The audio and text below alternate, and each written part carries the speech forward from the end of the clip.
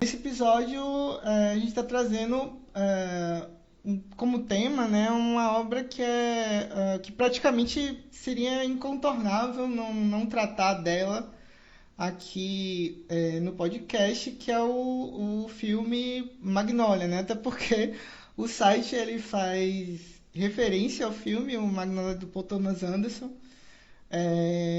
E nesse episódio a gente convidou aqui o Lucas Ravazano, que é editor e crítico do site Rapsódia Boêmia.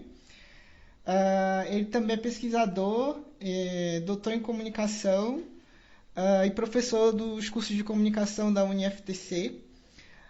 Também eu achei interessante chamar o Lucas para esse episódio, até porque o Magnolia também é um dos seus filmes preferidos, né, Lucas? Exato. Assim, para mim, Magnolia é talvez o meu filme favorito, né? Embora fluture, né? Com Laranja Mecânica, outras coisas ali, mas tá assim entre meus top 5 sei lá, da vida inteira. É um filme que eu vi muito novo, a primeira vez que eu vi, talvez por imaturidade, né? Bem na época que saiu, tipo 99, era guri, né? Não tinha. Né, tava só a quinta série, e não tinha me chamado muita atenção, e depois eu fui ver na faculdade, isso 2006, 2007, né, e aí eu, putz, né, como eu não tinha reparado antes, mas Né? vida, maturidade, Você viu no cinema quando saiu? não, não. Não? Eu Eu também vi não vi, só, não. eu vi em fita, né, que vinha duas fitas, vinha uma caixa grossona. Eu ia falar isso, assim, o primeiro contato que eu tive com o Magnolia não foi no cinema. Eu me lembro exatamente eu me lembro do Magnolia em cartaz no cinema.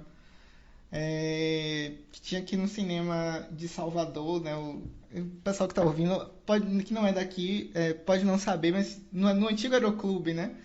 Que eu vi o cartaz do filme, eu tinha o hábito até hoje eu tenho, né? De acompanhar esses filmes que saem na lista de indicações ao Oscar e tal. E eu me lembro que eu não consegui acompanhar Magnolia, até porque as sessões eram muito restritas, né? Tinham poucas sessões por sala, e só tinha uma sala exibindo também, eu acho que na época. E eram poucas sessões, inclusive pelo fato do filme ter 3 horas de duração. Acho que eles um multiplex da vida não ia abrir mesmo naquela época, não ia abrir uma sala inteira assim para um filme como Magnolia. Ó. Acredito que não, né?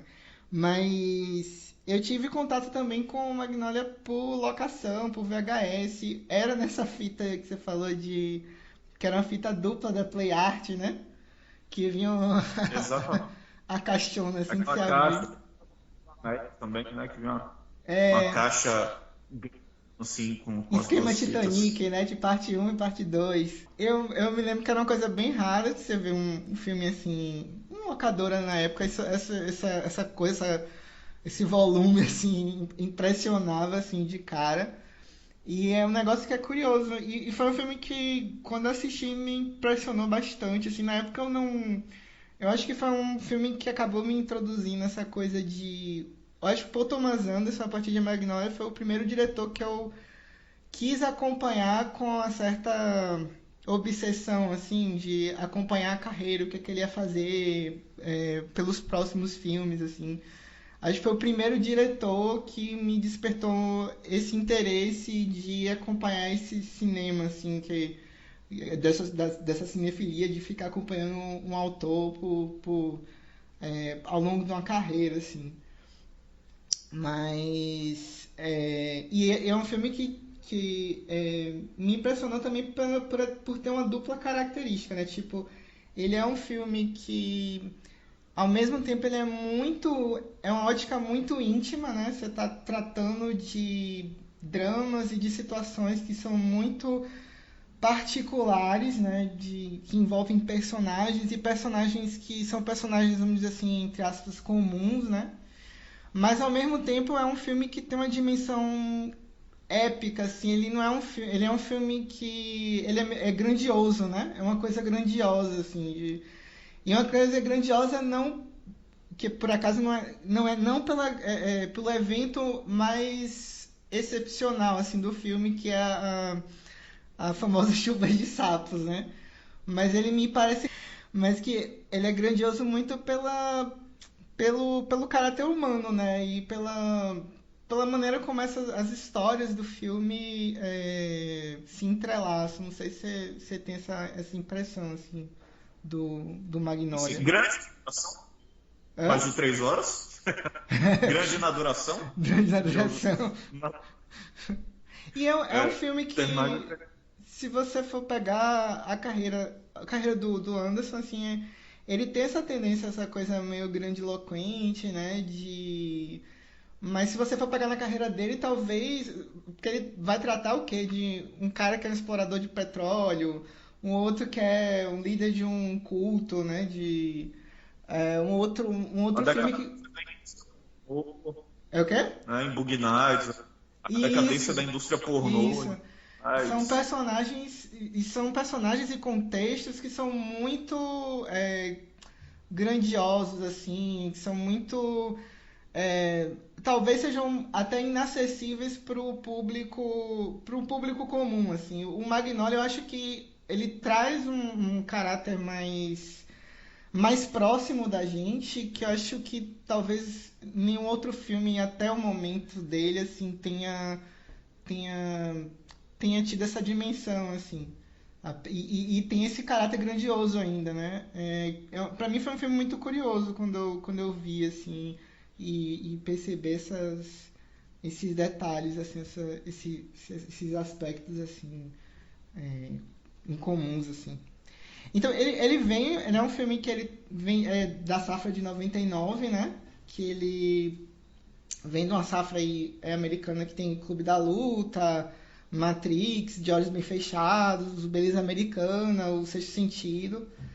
Ele vai ser o terceiro longa do Paul Thomas Anderson, né, que vai suceder o Boogie Nights de 97. E ele vai trazer essa história, né, desse grupo de personagens que transitam ali no Vale de São Fernando, em Los Angeles, que é o lugar, né, que o Paul Thomas Anderson ele nasceu, ele cresceu ali. E são histórias que acabam se interrelacionando, né? A gente tem, para quem não conhece o filme, a gente tem a história do Earl Partridge, que ele está no leito de morte, e ele tem como último desejo ele se reconciliar com o filho dele, que é o Frank Mack, que é o Tom Cruise, né? Que está vivendo um coach de relacionamentos aí completamente misógino, né? Aí, muito antes de ser modinha, inclusive, né? muito antes do coach ser O modinha. modinha, né? Não falava em coach, nada, mas ele já era essa figura meio coach de É, relacionamentos, assim. total. Eu pensei exatamente isso quando eu tava revendo o filme, né? Tipo, hoje isso é super comum, naquela época, né? Tinha essa coisa, né? O guru da autoajuda e tal. E hoje qualquer um faz isso, enfim, né? Outro Thomas Anderson antecipou essa tendência do coaching aí com Magnolia. E aí, tipo, além do Frank, a gente tem ali a história do Jimmy Gator, né? Que é aquele apresentador de um quiz show para crianças. Ele tá ali também tentando se entender com a filha dele, a Cláudia, né? Que é a Melora Walters. Beijo, Melora Walters. Coisa meio Leila Lopes, mas. Nesse quiz show ele Mas ela tá viva, né? tá Acho viva. que sim, Tá né? viva.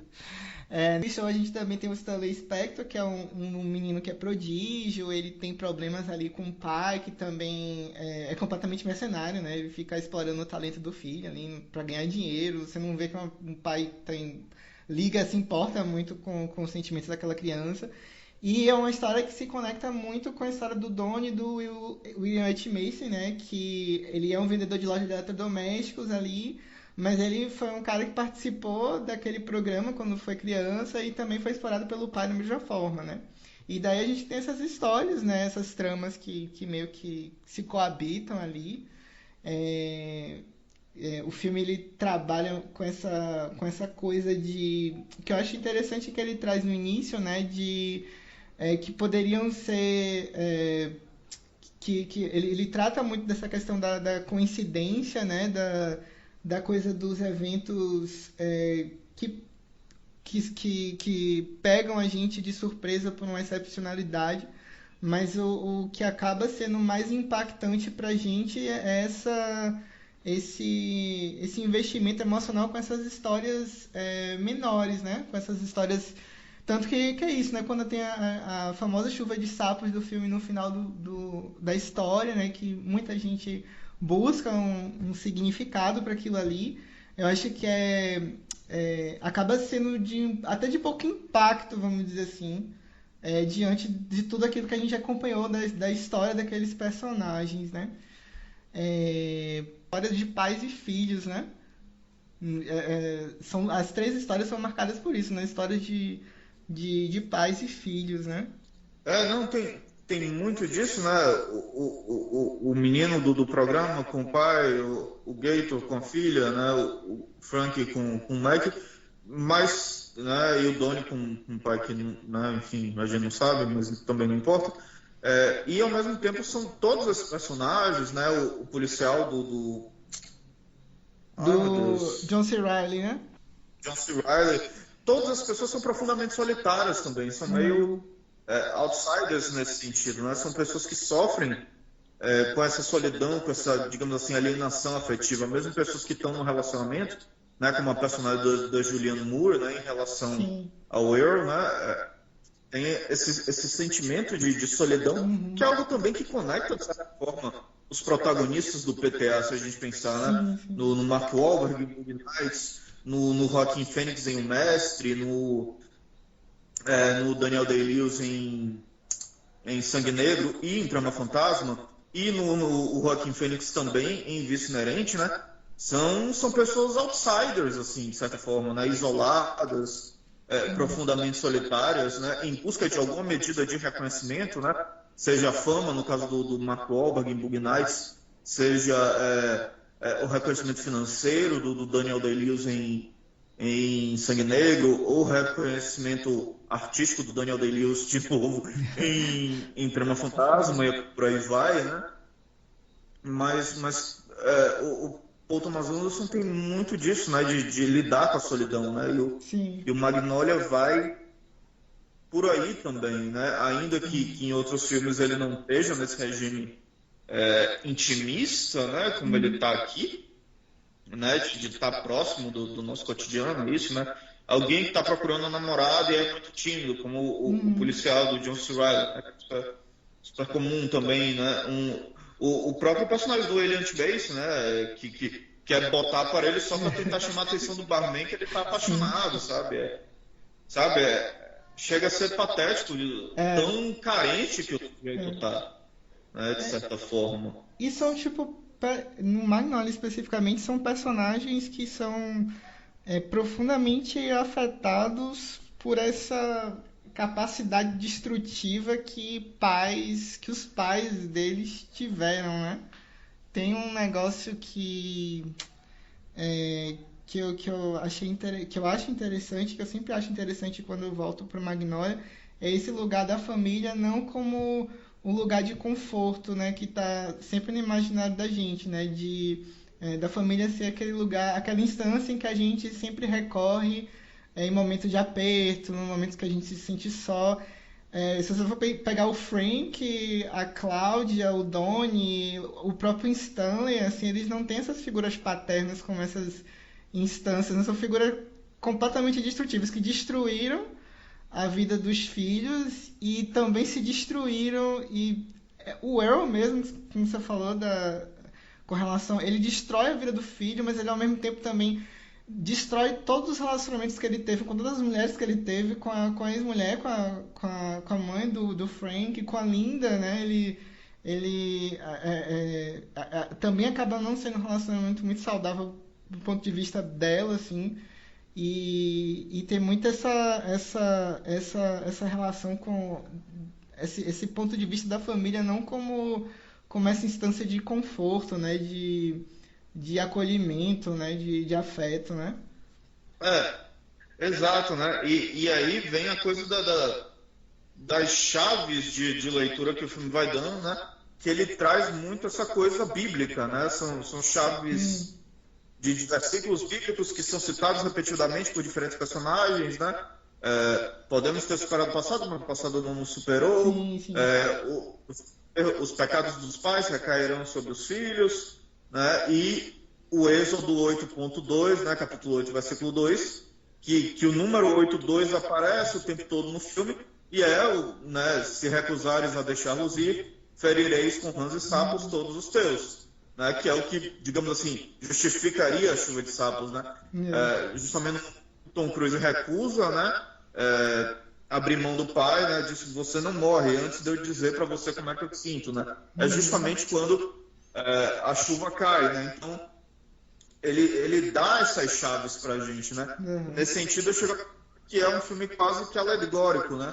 Que o Sim. conceito da alegoria, a alegoria precisa de uma chave para ser decifrada, né? Senão a alegoria não tem esse efeito. E aí, quando você falou de coincidência, eu penso que é muito disso, né? Essas forças que agem sobre nossas vidas, né? É uma alegoria para isso. Não necessariamente um filme religioso, né? No É, sentido de ser então. um filme que vai querer te transformar católico, né? Não é os 10 mandamentos da Record ou qualquer coisa dessa assim, né? Mas é uma alegoria para como nossas existências estão de algum modo conectadas. Assim, existe Sim. algo, né? A gente não entende que pode ser Deus, Javé, Oxalá, enfim, o que quer que você acredite, né? Existem forças do destino ali, né? É. Forças agindo nas nossas vidas, que é também uma essência do melodrama, né? Se você Sim, sim. pensar, né? Os personagens guiados pela força do destino é, tá ali, né? No coração do melodrama, assim como também uma moral religiosa, né? Se a gente pensar nas raízes ali do melodrama pós-Revolução Francesa, o melodrama vem justamente como esse gênero literário pensado para fornecer uma educação moral, sentimental, né, para Sim. essas populações libertas, né, do julgo do absolutismo monárquico. E muito da moral é uma moral cristã, ainda que ele também não sei se a gente pensar Vitor Hugo, né? Os Uhum. Miseráveis, Corcunda de Notre Dame, né? Tem muito disso, né? Das coincidências, né? O Jean Valjean com a filha que foge e Sim, reencontra as sim. mesmas pessoas. Verdade. Os Miseráveis, Corcunda de Notre Dame, a mesma coisa, porque ele descobre que ele é cigano, não sei o que, tal, tal, tal. Né, essas coisas das forças do destino, da moral cristã, né, no caso do Corcunda de Notre Dame, ele ainda critica os maus cristãos, né, a corrupção do cristianismo das autoridades religiosas, Sim, sim. inclusive. Mas tudo isso está aí operando também no Magnolia, assim. Sim. Né? Ele vai na É. essência do melodrama ali. E Magnolia tem muito disso, né? De certa forma, é uma alegoria, né? Porque requer essas chaves de leitura para que Sim. a gente decifre, né? Para que certas coisas façam sentido, embora certos filmes funcionam, Uhum. mesmo que a gente não entenda, mesmo que a alegoria não se realize, funciona. Bacurau é um exemplo disso, né? Ele é uma Sim. alegoria para a resistência nordestina e tal, e ele requer que a gente conheça um pouco dessa história de resistência, do banditismo, do cangaço, etc., do Uhum. Nordeste. Mas mesmo que a gente não conheça nada, o filme funciona, né? Como um western, Sim. né? Como uma coisa assim. Mas, em geral, a alegoria precisa dessa chave, né? Se a gente não entende da história política e social do Brasil, tá em trânsito global não vai fazer sentido pra gente, por exemplo. Sim, sim. Você falou, né, na interpretação, no personagem do Tom Cruise, né? O Frank, o que, que você acha do Tom Cruise no filme, assim? Porque logo quando assisti, acho que pela primeira vez e depois um pouquinho também, eu tinha a impressão do Cruise nesse filme como uma extensão das coisas que ele fazia em outros filmes, assim. E quando eu reassisti Magnolia um tempo atrás, e aí eu revi de novo agora. Eu achei bem interessante a interpretação dele e como ele traz alguns elementos. É ao mesmo tempo muito próximo dessa imagem que a gente tem dele, né? Dessa figura meio ególatra, assim, né? Meio... Mas ao mesmo tempo tem coisas ali, tem elementos ali dele na relação com o pai. Na relação com o pai, na relação dele com outros personagens, assim, eu acho muito interessante como ele, por exemplo, é uma figura que ele tá querendo sempre aparentar. Ele repete, na verdade, a história do pai, né, do Earl. Ele odeia tanto aquele homem, mas ele acaba se tornando um homem muito parecido com o que o pai dele foi, assim, né? E aquela figura que ele aparenta uma certa segurança para o público, inclusive na cena da entrevista que ele faz com a repórter mesmo, que eu acho muito interessante. Ele tira a roupa, né? Ele faz todo aquela performance mesmo, né? Ele se mostra como uma figura muito fake, que aparenta uma segurança, mas no fundo ele é extremamente inseguro. A reação dele com o pai, quando ele chora com o pai, ele se contorce ali. Ele, na verdade, parece que ele está sentindo mais raiva por ainda gostar do pai, né? E por estar triste por aquela situação dele na beira da morte, né? Do que... Enfim, eu achei tão interessante o trabalho dele nesse filme, assim, de uma maneira que ele nunca mais voltou, assim, a ser, assim... O Tom Cruise é um cara que tem um potencial, né? A gente vê por algumas interpretações, Magnolia, o colateral do Michael Mann, em certa medida Trovão Tropical, né? Porque ele desaparece, né, no personagem lá do produtor malucão, né? E não sei se por comodismo ou qual é, né? Que ele, né, se ateve a essa figura, né? De um herói de ação, meio ególatra. E é isso, né? Eu concordo com o que você disse, ele é ao mesmo tempo muito próximo ao que o Tom Cruise faz, mas ao mesmo tempo bem diferente, né? Próximo nessa, né? De uma postura heróica, né? De uma macheza, de querer mostrar que é o, sabe? Que Querer é bater o nos cara, cachorros, se o cachorro aproximar dele, assim, um negócio... cara miseravão, que dá conta de tudo. E ao mesmo tempo vai ficando evidente, conforme a gente vai conhecendo esse personagem, que tudo isso é encenação, né? Ele tudo aquilo é uma performance dele, né? Ele é um sujeito profundamente inseguro e tudo aquilo é mecanismo de defesa, né? Sim, Sentido sim. psicológico mesmo da coisa. Que ele tem mágoas profundas e segurança profunda e ele cria essa persona de um cara, né? E isso fica evidente quando a repórter expõe, né, essa fragilidade emocional dele, né, de não reconhecer certas coisas do passado, e ele se cala, né? Aquela cena é E ele se cala de maravilhosa. uma maneira, porque ele se comporta como uma criança birrenta, Sim. assim, Não, e assim, né? como ele acha que ele tá no controle da situação, que ele tá enganando ela. Tipo, ela olha pra toda aquela performance dele tirando a roupa, ficando de cueca na frente dela, aliás. Ele aparentando a segurança nas coisas que ele fala, como se as coisas que ele falasse fizessem algum sentido, sabe? Como se ela tivesse. Como se ela estivesse enganando ela ali naquela situação ali, mas. Ali você vê como ela é uma figura fake, assim, sabe? Que é um personagem que ele forjou pra ele mesmo, né? Daquele coach ali de relacionamentos ali, bem torto, assim, na verdade. O que que você acha da trilha, da presença da trilha da Amy Mann no filme?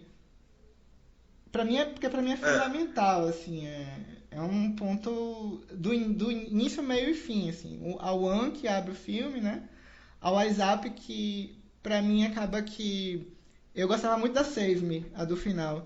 Mas a WhatsApp ela tem uma força tão grande ali no meio acho que no início do terceiro ato, uma coisa assim, em que todos os personagens é um, começam a...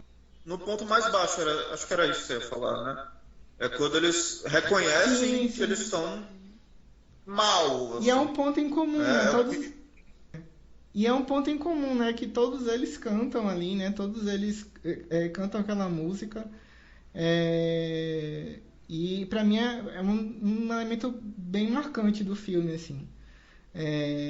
Sim, Inclusive a própria letra do Eyes Up, né? Que fala isso não vai acabar até você se tocar, assim, né? É meio que é, um ponto ali de virada para todos aqueles personagens. Para mim é um elemento fundamental. então, né, a letra, né? Isso não é acidente, né? Alguém Uhum. com PTA não vai botar uma música não só para aparecer na cena, mas para ser citada tipo diegeticamente, sem que ele queira dizer coisa, né? Sabe? Não é filme do Michael Bay que bota lá na trilha musical as bandinhas do momento só para vender disco, né? Não é isso. Não é blockbuster que faz isso, né? O PTA, né? E principalmente, só o fato dele ter dado a uma cantora específica, né? Porque acho que quase todas as faixas originais são da Amy, né? Eu Acho não que tem uma ou lembro. outra que não é, mas a maioria. Até aquela canção que a Cláudia, que o John C. Reilly chega no apartamento da Cláudia e ela é pega de surpresa, ela tem que ficar catando as coisas, assim, que é um uso também bem interessante da música ali, né? Até essa música é da Amy. É bem. A Wise Up, falando pra questão do Wise Up, ela meio que toca num ponto central do filme, né? Essa coisa de histórias que são cíclicas, né? Que se repetem. Que eu acho que o Magnolia meio que versa um pouco sobre isso, né? De filhos repetindo histórias dos pais, assim. É, Você vê o Frank, ele meio que emulando ali uma figura do Earl na versão dele, né? A Cláudia, ela meio que ela não é que ela se transforma, mas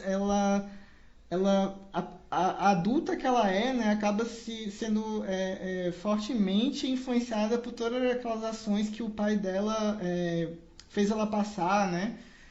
Então são sofrimentos que são cíclicos, né? Que você fica passando, é, é, que se passa de pais para filhos e tal. E a Wise Up ela fala muito dessa coisa de se romper ciclos, né? Isso em algum momento você tem que terminar com isso, né? Você tem que pôr um ponto final nisso, né?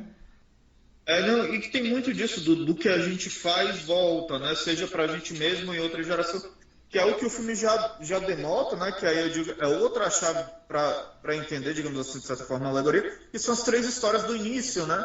Sim, sim. Dos com o nome da rua, né? Do cara que agride o croupier e depois acidentalmente mata o cara, né?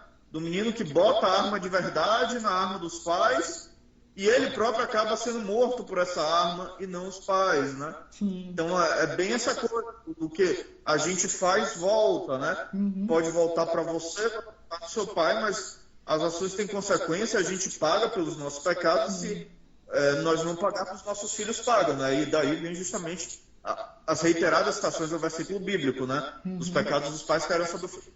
Eu acho que é Apocalipse, eu não sou muito bom de Bíblia, eu sei algumas coisas.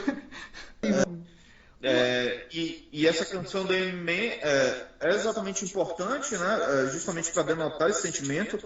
E curiosamente é usada num número musical. É formalmente um número musical Sim, aquilo ali, né? sim. Os personagens estão ali. Não tem nada que situe a gente que eles estão ouvindo aquela canção, né? E eles estão cantando ali, Sim. né? E a montagem cantando. Muitos deles estão em espaço que nem teria rádio ou qualquer coisa para ouvir música, então rompe de certa forma o naturalismo, né, para entrar nesse reino do número musical. E é muito interessante que ele tenha optado por isso, né, porque é a canção menos musical possível, no sentido de que o musical em geral alegre, né, mas ao mesmo tempo reforça essa ideia do número musical como esse momento máximo de expressão de sentimento do cinema hollywoodiano, assim. Se Sim. o personagem tem um sentimento muito forte a externar, ele faz isso em um número musical, né? E o que o Paul Anderson faz assim, o momento mais forte, assim, é o momento que esses personagens estão no mais baixo, É em que verdade. todas as pressões do mundo estão caindo sobre ele como uma pilha de tijolos, assim, é um momento que eles não estão mais aguentando absolutamente as pressões emocionais, psicológicas que eles estão passando ao longo daquele dia, e para botar para fora tem que sair no número musical, assim. É muito interessante para mim que ele tem escolhido um número musical e não simplesmente deixar eles parados lá, choramingando, tal, e a montagem passando. Não, eles estão ativamente cantando ali, como um Verdade. jogral, né?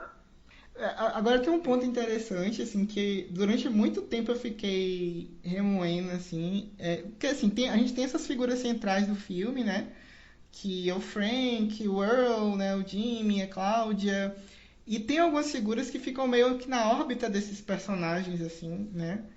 E uma dessas figuras que eu sempre achei interessante no sentido de tentar entender o que é que o Paul Thomas Anderson tá fazendo com ele aí naquela história é esse personagem do policial do John C. Reilly que você falou, né, logo no início, né, dele ser essa figura. Ele a princípio me pareceu uma figura que existe na história muito para dar um suporte ali para a personagem da Cláudia, né, que é aquela pessoa que sofreu um abuso na infância, não consegue se relacionar muito bem com homens, tem uma relação afetiva com homens, ela foge daquilo ali, né? E ele ser aquela pessoa que ela tem um contato e percebe um homem genuinamente bom, assim, muito diferente do homem que o pai dela foi pra ela, assim. Isso meio que assusta um pouco a personagem. Mas ele tem uma história ali própria também, né? Ele tem uma coisa ali dele com relação à profissão dele e o lugar que ele tem ali aquela cobrança que ele tem, né, de ser um bom policial, né, e às vezes figurar um pouco como até uma figura patética nessa coisa dele de ser uma boa pessoa, né, como é que você vê o personagem dele? Porque sempre foi uma figura que eu fiquei como é que ele se localiza na história ali pra você?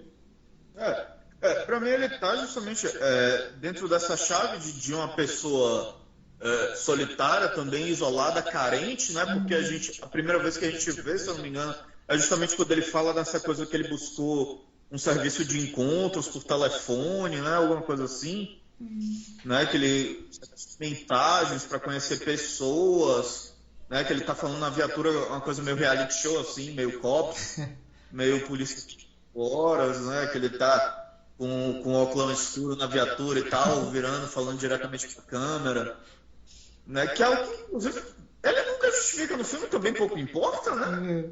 É reality show que está sendo gravado, onde estão essas pessoas, sabe? Essa câmera com que ele está chamando, onde está em momentos chave desse personagem, sabe? Não importa também, não importa mesmo, assim, sabe? Não estou dizendo que isso é um furo, que isso é um problema, não é, de modo algum, dentro, inclusive, né, desse regime de realismo fantástico, enfim, né? Sim. Alegórico, isso não é importante. Mas ele tem muito disso, né? Dessa pessoa carente em busca de afeto,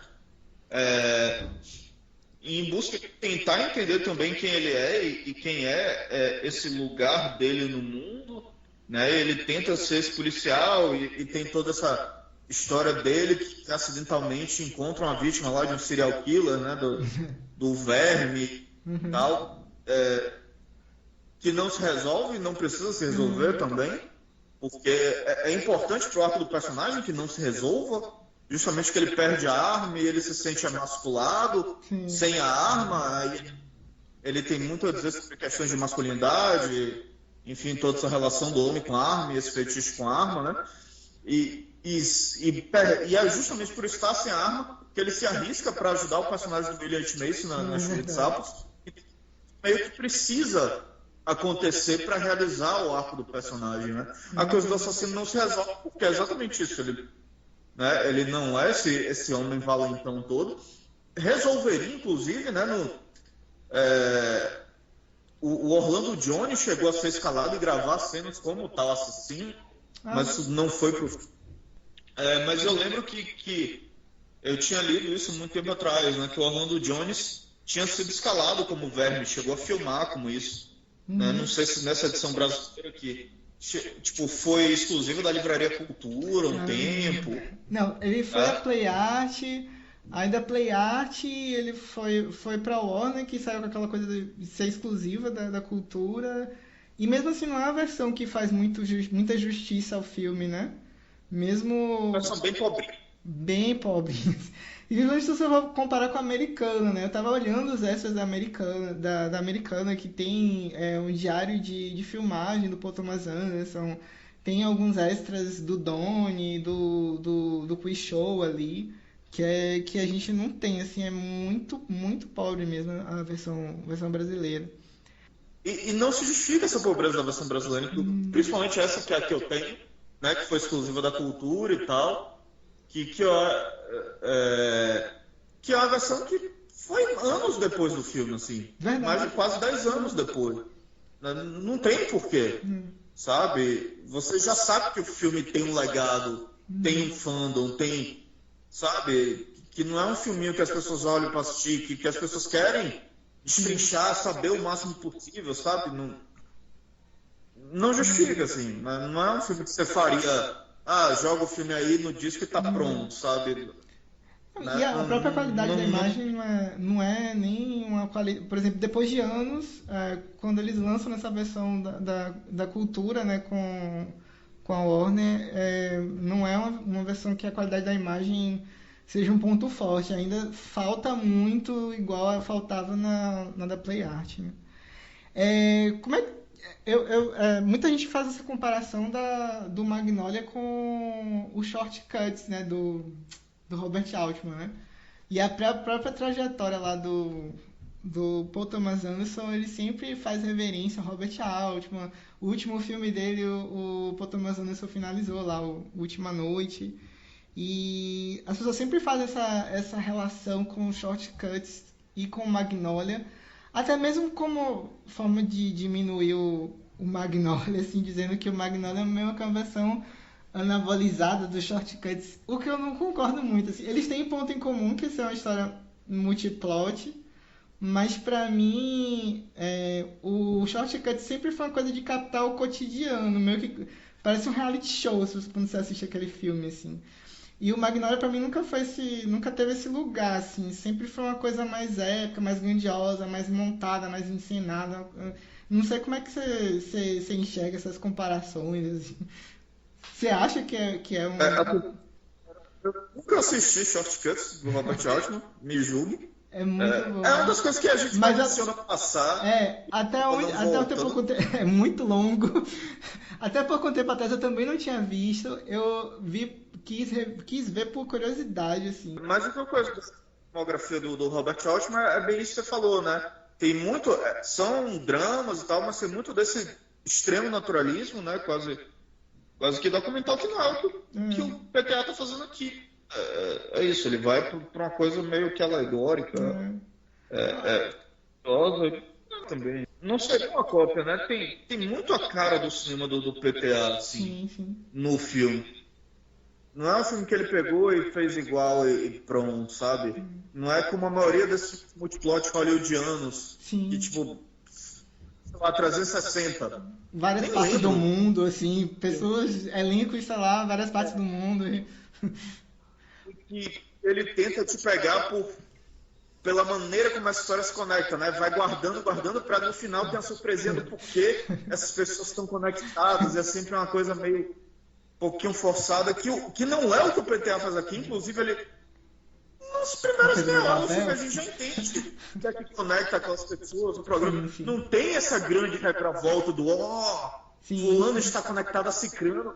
Sabe, o Jimmy Gator é o pai da Cláudia, não tem isso. E que muitos filmes hoje fazem isso mesmo como elemento de surpresa, né? Tipo, eu vou fazer uma história multiplot e vou trazer no final essas conexões para as pessoas meio que, meu Deus do céu, fulano de tal era pai de fulaninho. E aí achar que viu um grande filme que teve essas surpresinhas no final, sendo que as histórias que a gente viu são qualquer coisa, assim. O Paul Thomas Anderson confia na força das histórias que ele está contando. Ele não está nem aí para surpresinhas. Até porque tem, né? A Chuva de Sapos, você não espera isso, né? É verdade. Na primeira apresentação. De modo algum vai esperar que do nada caia sapo do céu de novo. Não é completamente isso, né? Ele vai dando as pistas para isso acontecer, né?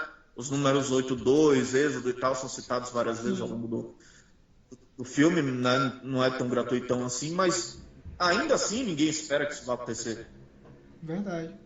Eu vi, não sabia, não espero. talvez a única grande revelação é o Jimmy quando ele diz para a esposa no final, né, que abusou da Cláudia, né? Diz sem dizer, né? A Cláudia acha que abusei dela. Ele fala meio que assim. É a única coisa de grande revelação do filme, né? Nem mesmo a relação do eu com o Frank, que o filme podia esconder, né? Podia só mostrar o Philip Seymour Hoffman no telefone tentando falar com alguém sem deixar Que é claro quem genial, era. aquela Né? cena dele pedindo eu não sei onde ele pede, uma drogaria, uma delicatessen, uma coisa assim, que ele pede várias revistas eróticas e aí pede uma pasta de amendoim, uma coisa assim, genial aquela cena. Vai, tipo, paz de amendoim e pão. É, Só pra, tipo, que o personagem não quisesse parecer um completo depravado, pedindo meia dúzia de revista de sacanagem. Ele, então me vê também paz de amendoim e pão. Sabe? e aí a pessoa do outro lado, impressão você ainda que quer pasta de amendoim, senhor? O senhor ainda quer pasta de amendoim? É muito bom aquilo. E é um papel pequeno que é tão significativo, né? E eu adoro aquele personagem do Philip Seymour Hoffman. Gostava dele antes já dele ser catapultado aí, todo mundo descobrir ele, e ali ele já tava.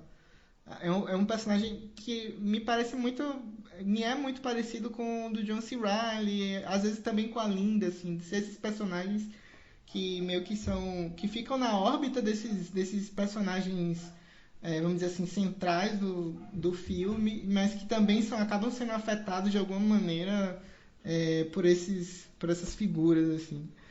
E assim como o personagem de John C. Reilly, né, o personagem do Philip Seymour Hoffman, ele tá ali meio que para ser uma boa pessoa, né? As outras pessoas são pessoas quebradas, traumatizadas, e ele tá ali para mostrar que pessoas são boas, assim. De uma maneira até mais pura do que a do Riley, porque o John C. Reilly tem as falhas, né? Ele falha no trabalho dele, e Philip Seymour Hoffman não, assim, ele normalmente ele não tem um arco próprio, né, no filme. Não, não. Né? Ele tá ali justamente fazendo essa ponte, né? Ele tá ali para ser essa pessoa boa, né? E que vai unir as pessoas, que vai reparar os danos, assim. Que é um cara também que eu lembro que a primeira vez que eu o vi foi um cara que me chamou muita atenção em um papel minúsculo no talentoso Ripley, Sim, né? sim. Do Anthony Minghella, Sim. né? Do melhor amigo e tal, assiste e descobre a fraude e acaba sendo morto pelo Matt Damon.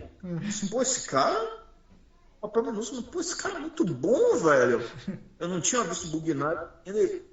E foi nesse momento, que é o filme anterior, né? Anterior talvez até Bug Nights, acho que é de Ele 96. é da mesma época de Magnolia. Que é de 99, Talentoso de 99. Mas, Aí, 98, 99. mas era dessa época que ele era esse coadjuvante, que as pessoas reparavam, notavam nele, ele fazia esses papéis que não eram papéis muito centrais nas histórias, mas as pessoas gerou um buzzinho ali nele pra vir um capote e ganhar o Oscar e tudo mais, mas ele tá muito, muito interessante naquele filme, no Magnolia, especificamente. E a Melora Walters, né? Que a gente... O que aconteceu com a carreira de Melora Walters? Se alguém souber, manda um e-mail pra gente, uma coisa, comenta, uma coisa assim. É algo que, não sei, eu vou tentar pesquisar para ver se eu acho. Eu nunca efetivamente parei para pesquisar, né? A gente sempre conversou sobre isso, né? Com você, a gente já conversou algumas vezes sobre isso. Tipo, o que diabo aconteceu, velho? Era um papel maravilhoso, era, sabe, a projeção que ela teve, ela foi elogiadíssima. Sabe, é o tipo da coisa que a próxima etapa lógica para alguém que faz um papel como ela fez aqui era ser indicada ao Oscar, ou ganhar um Oscar, né? Fazer um filme, né? Uma coisa, nem que fosse um Oscar bait de estúdio, assim, nós sobrevivendo ao Holocausto, que é coisa que a Academia adora premiar, sei lá. Tá? Seria o passo lógico da carreira da Melora Walters aí. Fazer algo para ganhar o Oscar. E não. Só fez os 2 filmes, acho que o filme que ela fez foi O Efeito Borboleta, né? Isso que ela foi mãe do Ashton Kutcher. Ela saiu do Magnolia, ela fez algumas coisas, ela fez o Cold Mountain, que ela fazia uma participação que ela era a esposa do Giovanni Ribisi, ali que tinha aquela casa com várias mulheres e tal, que o John Jude Law chegava lá e tal, ela meio que seduzia ele e tal. Aí depois ela fez Efeito Borboleta, que era a mãe do Ashton Kutcher, sumiu de novo, aí apareceu com Venom, numa personagem que eu nem me lembro exatamente o que que ela faz no Venom. Ela tá em Venom. Que eu lembro que a imprensa, que eu virei pra você virou pra mim. Velho, é a Melora Walters aí? Eu lembro disso, que minha reação foi exatamente essa. Velho, é a Melora Walters? É isso, né? Não sei. Tinha outras Opções, prioridades. não necessariamente significa Medicina. que ela fez mais escolhas na carreira dela, porque muitas vezes as pessoas não querem fazer outras coisas, querem, enfim. É que não, né? É o que a Sarah Michelle Gellar, que fez Buffy, né? Que é casada até hoje com o Fred Prinze Jr., os dois pararam a carreira para cuidar da família, né? Viraram dubladores praticamente. Fazem só isso hoje, né? Uhum, E eles falam em entrevistas, foi uma escolha consciente. Nós queríamos ter uma família e tentamos até manter nossas carreiras, vimos que não daria para a gente ter nossa família como a gente queria ainda assim ter uma carreira, né? E fizemos essa opção, né? Talvez, como foi o Rick Moranis também, né? Que a esposa faleceu e ele é uma abriu coisa que eu mão não da sabia. carreira para cuidar dos filhos. Mas é um grande momento dela aqui, né, no Magnolia, assim, acho que assim, foi um grande papel, um grande trabalho mesmo, assim. É isso, é o que eu estava falando, é o papel que faz uma carreira, né? Sim. É isso, ela foi talvez o primeiro papel de grande destaque, assim, de grande projeção, de reconhecimento, e que num fluxo normal, né, de como as coisas se movem na indústria hollywoodiana, né, ela já dali partiria para filmes mais prestigiosos, para ser uma protagonista de fato, assim, uma Sim. protagonista sozinha, para concorrer com um Oscar de atriz O e atriz tentar coadjuvante, ganhar, ouvindo primeiro os fazer primeiro coadjuvantes, um coadjuvante, tentar a principal depois, sim. mas seria isso, né? Seria um passo lógico. É estranho, Né? né? Apesar do próprio PTA ser um cara que meio que nunca se importou com isso, assim. Sim. Tanto é que os tipos de filmes que faz são filmes que não são o tipo de filme que a academia premia, né? É. Talvez o disso foi exatamente o Magnolia, pelo drama familiar e tal, E nem foi um né? Essa grande coisa aceito, intimista. assim, né? Nem foi tão, assim, aceito como, por exemplo, o Sangue Negro ou o Trama Fantasma. O Magnolia teve indicação a canção, teve indicação a ator coadjuvante, a roteiro original, mas, por exemplo, não emplacou melhor filme, não emplacou melhor diretor. Assim, fechando, assim, o Magnolia pra você, ele é um filme. Acho que eu pergunto outra, mas assim, é um filme que a gente olha pra trás e a gente vê que é um filme que ele, vamos dizer assim, envelheceu bem, assim, né? É um filme que a gente não pode dizer que ele vai ser esquecido, que ele foi uma coisa de momento, um culto de momento ali. É, porque muitas vezes eu fico me perguntando, eu tenho muito isso, por exemplo, com a carreira do James Gray.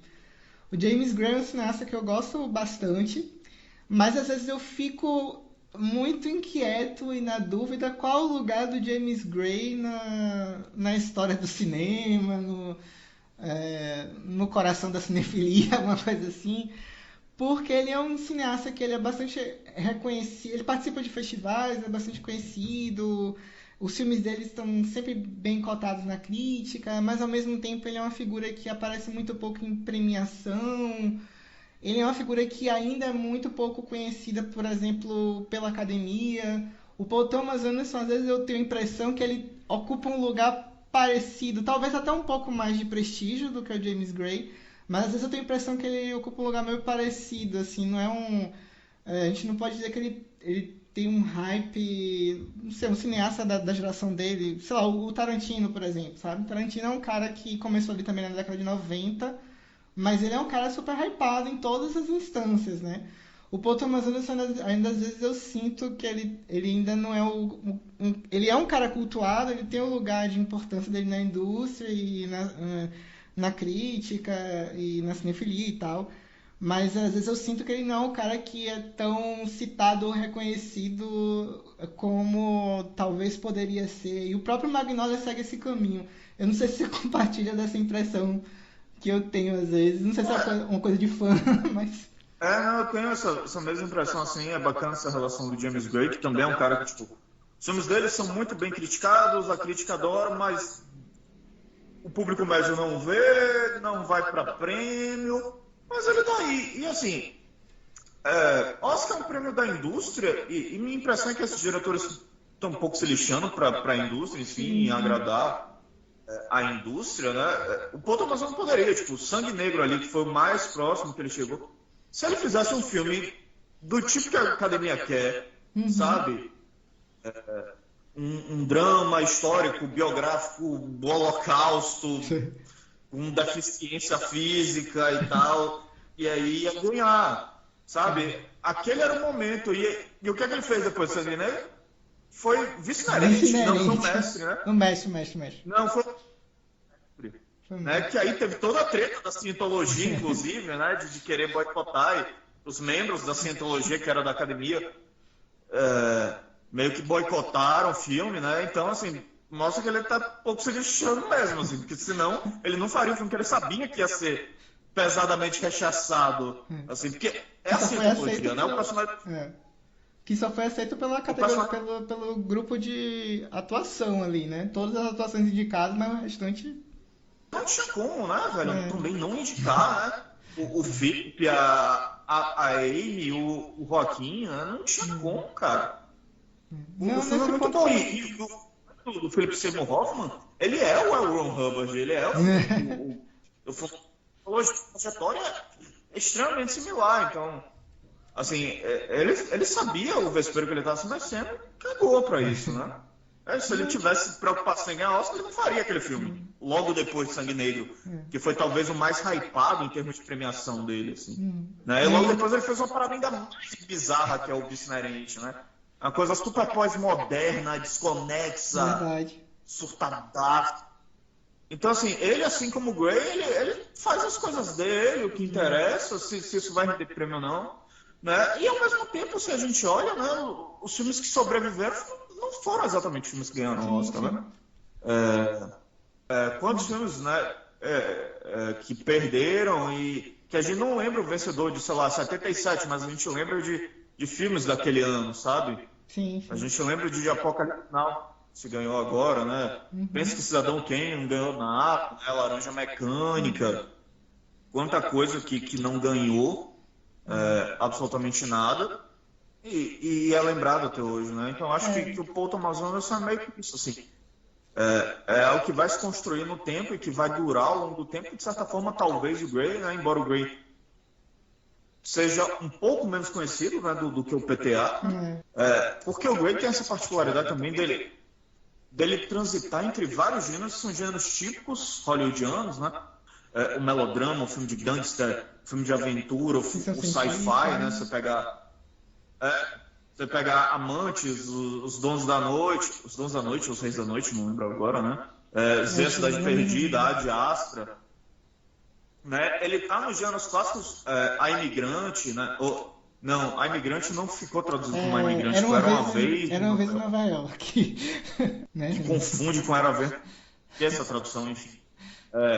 Né? Ele tá ali operando com os gêneros clássicos, mas ao mesmo tempo é uma chave muito anti-hollywoodiana, anti-espetáculo, né? Os filmes dele, tipo, Os Dias da Cidade Perdida, tem todas as marcas de um filme de aventura, assim, estilo Indiana Jones, mas faz o inverso do que esses filmes fazem, né? Verdade. Ao invés da coisa só foto branco, o branco é o desgraçado, o que não compreende, né? É o incivilizado que não abre mão, né, dos seus preconceitos para aceitar que outros povos sejam iguais, enfim, né? E é devorado por isso e tal. Né? O Ad Astra é o inverso de toda a ficção científica, né? Se na ficção científica o espaço é esse lugar para expandirmos, para desbravarmos, né? No Ad Astra o espaço desumaniza, temos que voltar para dentro, temos que olhar para o nosso planeta ao invés de ficar querendo ir para longe e tal, né? Então James Gray tem muita sensibilidade anti-espetáculo, anti-Hollywood, anti-canônica ainda trabalhando dentro desses cânones, né? Tem muito dessa revisão do cânone e talvez isso afaste as pessoas, mas vai chegar um momento que as pessoas entendem, né? Ou não. Bom, Lucas, muito obrigado pela participação. Muito bom falar sobre Magnolia, principalmente com alguém que gosta tanto do filme quanto eu, assim. Tu quer deixar aí seu site, o endereço do seu site, onde é que você tá, onde é que as pessoas podem procurar você, o Rhapsody Boêmia? Bom, então, primeiro agradecer a você, né, por estar aqui, por ter essa conversa, eu acho muito massa, da gente ter esse momento, assim, e divulgar, porque muito do que a gente falou aqui são coisas que a gente vem conversando, tipo, privadamente, de anos. Botar isso na internet para ver qual é que é, se as pessoas gostam, se não, se vão achar que a gente é idiota de falar isso, né, ou se vão achar que faz sentido, né, é muito bom, né, faz parte do que a gente faz, do nosso trabalho enquanto críticos, né, dar a cara a tapa, mas voltando, então, agradecer por isso, né, sempre que puder me chama, eu tô aqui, vamos nessa, a gente fala de qualquer coisa, e bom, né, só para lembrar, meu site é o Rhapsody Boêmia, né? A gente tem página no Facebook, página no Instagram, se vocês voltarem lá na busca do Facebook do Instagram, Rhapsody Boêmia aparece, e o site é rhapsodiaboemia.com, né? Simples assim, sem acento, o Boêmia sem H, Boemia, né? Rhapsody Boêmia sem acento.com. Qualquer um procura lá, vai achar o site e nossas fanpages no Facebook e Instagram. Quem estiver ouvindo que achou bacana, siga lá. Quem estiver ouvindo e que me achou um idiota, também siga lá para me xingar, porque é mais views de qualquer jeito. Obrigado, gente. Ó, o podcast, ele tá no Spotify, ele tá no Podbean também, né? São as duas plataformas que o podcast está disponível, os episódios do podcast estão disponíveis. Eu também tenho colocado um playerzinho no site do Chovendo Sapos, né? chovendosapos.com.br. Sempre tem um playerzinho lá com os episódios do podcast. Siga a gente nas redes sociais, né? Todas são @chovendosapos. A gente está no Facebook, Instagram. A gente tá no Twitter. Eu tenho prometido reativar o Twitter, mas eu sempre nunca retorno ao Twitter, é um problema sério. Mas tá lá também. E também eu queria deixar um recado para vocês. Quem quiser seguir a gente no YouTube, a gente está com um canal no YouTube, a gente está tentando reativar com uma certa frequência aí, alguns vídeos lá no YouTube. E se puder se inscrever lá, vai ajudar a gente pra caramba, tá bom? Obrigado, gente, e até o próximo episódio.